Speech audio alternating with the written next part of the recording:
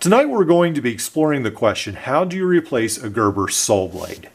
So one of the issues people have with the Gerber series is that it comes with this rim grit sort of universal saw blade, and it just has a bunch of almost like heavy duty metal shavings on the end that are supposed to cut through most material.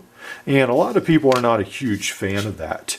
So what you can do is you can get a universal, that's the key here, a universal jigsaw kit. And it's going to have to come with one of these, it's going to have to come with holes on the end. And then you can get this set on Amazon. I'm going to leave a link in the description underneath the video below so that you can get this. And then you just have to basically mod it to fit your jigsaw adapter. Now on some of these jigsaws, some of these blades that comes with, it's simply just cutting off the end. That's all you have to do. Essentially, for the pliers to close, you need to get this blade to only be somewhere around 3 inches long. So for instance, this one, I guess it is already cut. So I'll go ahead and then the head works just fine. So we'll go ahead, take it out. Now with this one, it seemed to be a little thicker blade than some of the others. So it really wedged in there pretty good. Now on, for instance, this yellow one, all I had to do was cut off the end, and then it does have some play, but it's still, it's still in there. So as far as back and forth, there's not play, just sort of up and down. So that is one issue.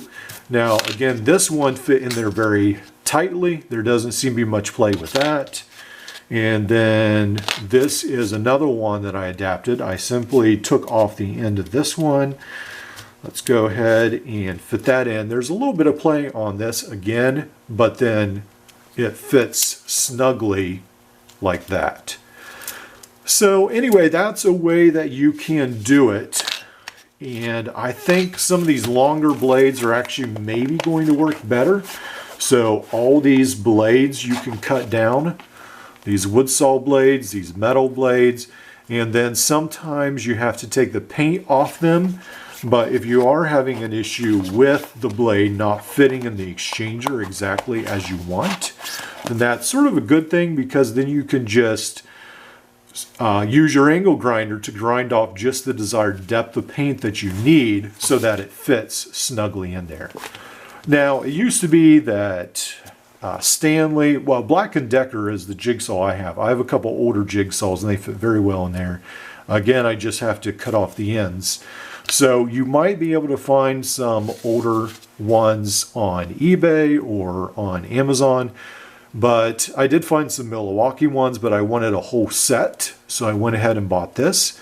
And this is going to be one of your cheapest options. Now, if you would buy Milwaukee, I'm sure that would be a better option. So hope this helps.